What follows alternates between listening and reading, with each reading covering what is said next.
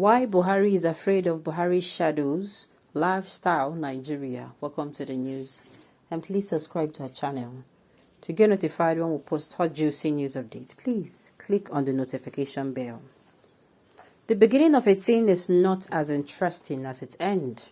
All things being equal, last week Christmas message from Muhammad Buhari as Nigeria's president. This last lap, as it should be, is stock-taking time, and the president appeared to have found the meaning of change in the dictionary. The president seems ready to engage with the nation on the eve of his departure. While he claims to have done his best, he admits that his best might not have been good enough. Rather than talk to Western media, he has granted an interview to a national newspaper, the first in a long while. Obviously, Buhari is afraid of the shadows of his legacy. He said he's committed to handing over to whomever Nigerians choose as the next leader, as if he has a choice. His silence on the wanton arson targeting electoral offices nationwide, with 7 deadly attacks in 4 months and over 40 so far, there will not be free, fair, credible election if INEC is incapacitated. Under normal circumstances, INEC has had logistic trouble conducting elections. The problem is doubled with the recent attacks. Buhari wants to hand over to someone that will continue with his legacy. That assertion in itself is filled with double entendre. What legacy is Buhari talking about? A legacy of the second Niger bridge is worthy of continuation. It is a good one, even when there is no logic in partially opening a completed bridge other than Nigerian habit of commissioning project. In commissioning project, it is so often happens that the ceremony costs often to start a new one. A policy of once completed, starting using what called the gravy train. The Abuja to Kaduna rail line has reopened for business. Nigeria deserve a judicial inquiry into how the project took off without the security aspect of the master plan. Did those who signed the final contract put personal pecuniary interest over the security of users? How could future projects avoid such lacuna? Nigeria deserves to know its sovereignty was surrendered to bandits who killed several citizens, captured, imprisoned, and tortured others without repercussion. The Americans would have sworn that the culprits would never escape justice. What is Nigeria's attitude? A substantial part of Buhari's legacy is a plethora of policy somersaults. Its physical monetary policy is nothing to write home about. Like a child presiding over a Game of Thrones, Buhari closed borders without consultation and reopened them without giving account. What did Nigeria gain or lose from that policy? As things stand, there are many legacies of the Buhari administrations that Nigerians would not want to stay with him to his last day. Under Buhari, the Nigerian economy is in shambles. Anybody promising to continue the legacy as is would be an enemy of the nation. Even for the locust years of his predecessor, the Nigerian currency has never suffered such depreciation as it suffered under Buhari. Yet, rather than look at the underlying reasons, the Buhari regime opted to redominate, repaint, and reprint the naira at the cost was investing in reasonable ventures. We should not go to the field of education where the Buhari legacy is bound to keep Nigeria behind its peers for decades to come. Incessant ASO strike due to inconsideration by those in power would do a number on Nigeria's education for decades.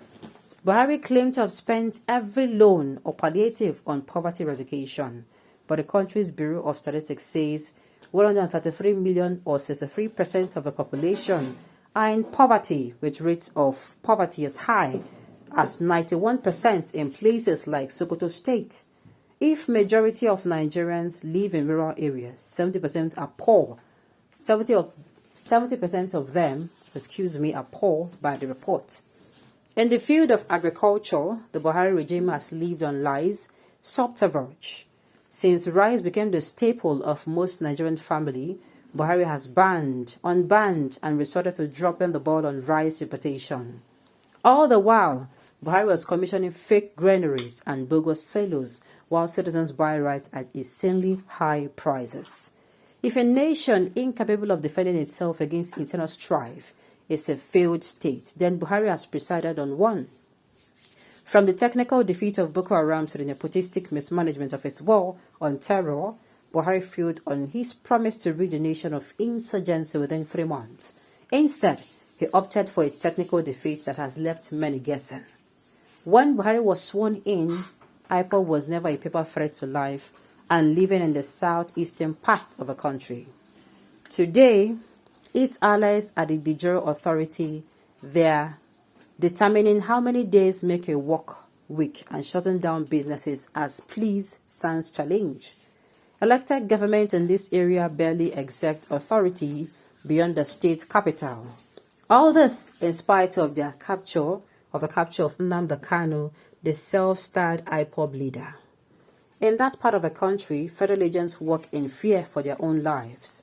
This is not a legacy worthy of being written on the political epitaph of a retired general. Buhari could claim to have inherited the trouble in the East.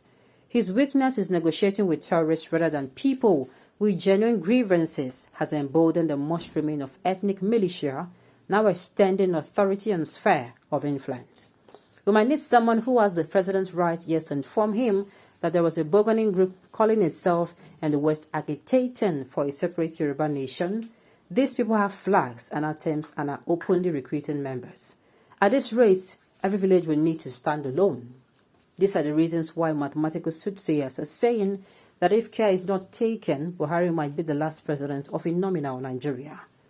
This is a legacy of weakness, not one bequeathing to an inheritor of power.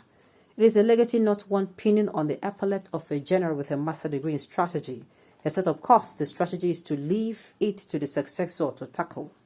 Need we say that under Buhari, crimes hardly known have become common problems for Nigerians? Violence increased. Violence against women and the elderly has increased. Same with ritual killings. Religious bigotry has taken root and insecurity has made Nigeria a no-go area for citizens as well as foreigners working or visiting. Buhari campaigned on the legacy of an anti-corruption Kiza. He is leaving the space worse than he met it. Apart from the corruption of nepotism that has rendered the state barely functional, corruption has multiplied. Appointments not based on merit have weakened the anti-corruption organs that Buhari inherited. His inability to discipline errant officers, his general lack of interest in governance has made corruption grow into an untamed monster under his SEE. His anti-corruption war is only efficient where his interests are threatened. I could not agree more. Sincerely. This person's style of writing is really interesting. Kudos to this person. Everything here and more is what we are facing in this country. In case you have forgotten, let this piece remind you. In case you want to vote based on sentiment, let this piece of article remind you not to do so. Okay, on this note, we've come to the end of the news. We say thank you for tuning in to listen. Until I come your way next time, enjoy.